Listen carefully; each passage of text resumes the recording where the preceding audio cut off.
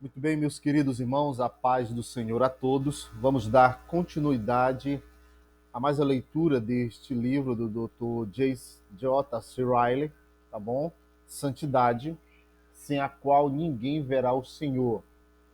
Antes de nós começarmos, eu gostaria ainda também de dar uma palavra sobre a proposta do nosso canal, querido.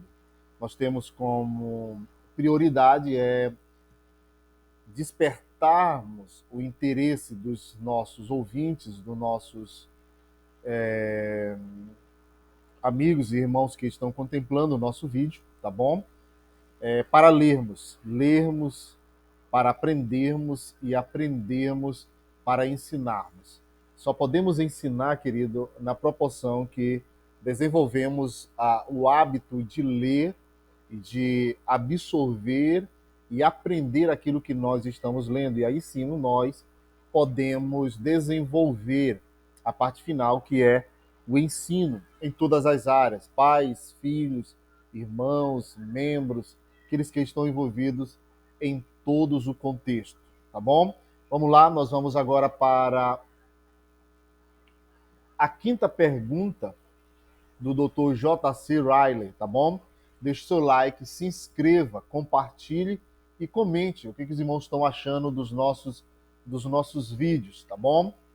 Nós vamos começar agora. Em quinto lugar, será aconselhável usar a linguagem que com frequência se usa no presente sobre a doutrina de Cristo em nós? Duvido muito. Essa doutrina não é geralmente exaltada a uma posição que ela não ocupa nas Escrituras. Temo que sim, que o verdadeiro crente está unido a Cristo e Cristo a ele.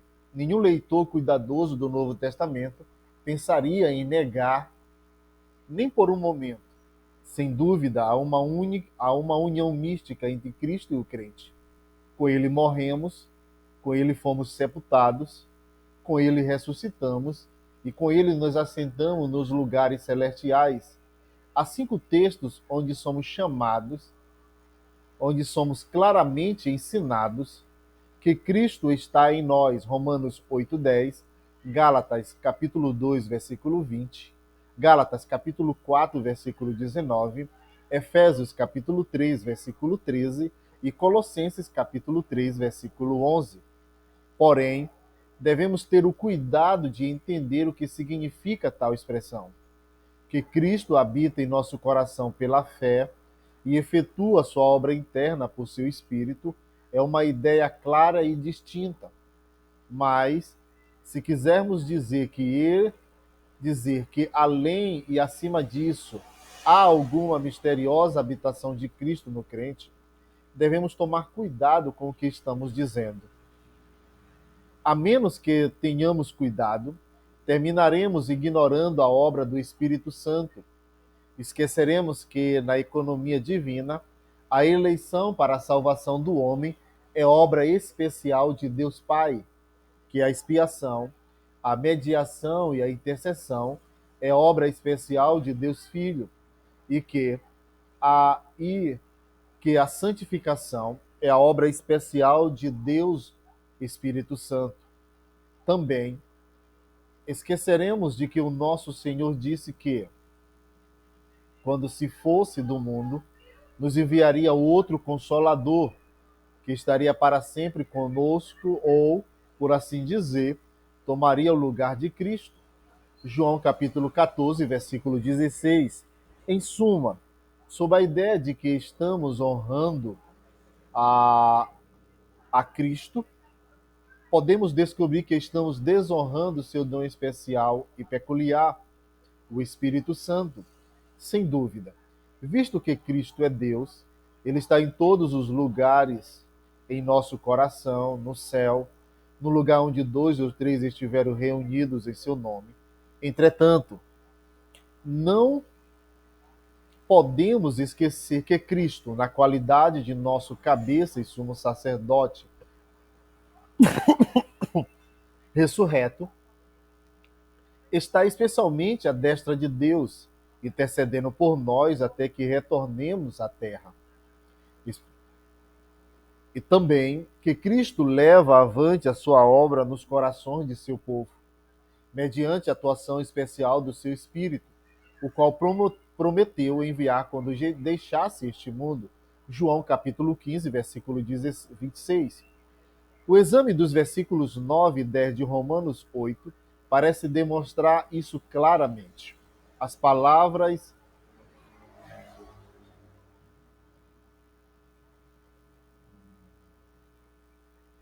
Isso me convence de que Cristo está em nós, significa Cristo em nós por seu Espírito. As palavras de João são claras e distintas, e nisto conhecemos que ele permanece em nós pelo Espírito que nos deu. 1 João, capítulo 3, versículo 24. Ao dizer isso, espero que ninguém me entenda mal. Não afirmo que a expressão Cristo em nós é bíblica, mas digo que vejo grande perigo se prestarmos uma importância extravagante e não bíblica à ideia contida nessa expressão. E não receio que muitos a estejam usando atualmente sem saber exatamente o que significa, chegando a desonrar involuntariamente a poderosa obra do Espírito Santo. Se qualquer leitor pensar que estou sendo por demais escrupuloso sobre a questão, recomendo que examine o curioso livro do Samuel Rutherford, autor da bem conhecidas cartas intitulada O Anticristo Espiritual. Verá, então, que há 3 séculos surgiram as mais fantásticas heresias do ensino extravagante sobre essa doutrina do Cristo residente nos crentes. Verá que Saltmarsh, Dell, Thorne e outros falsos mestres, contra quem o piedoso Rutherford contendeu, começaram com estranhas noções sobre o Cristo em nós, passando então a defender a doutrina antinomiana e um fanatismo da pior tendência e vil de descrição.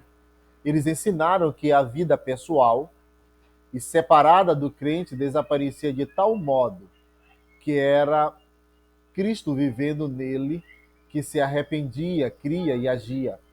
A raiz desse erro colossal era a interpretação forçada e antibíblica de textos como este.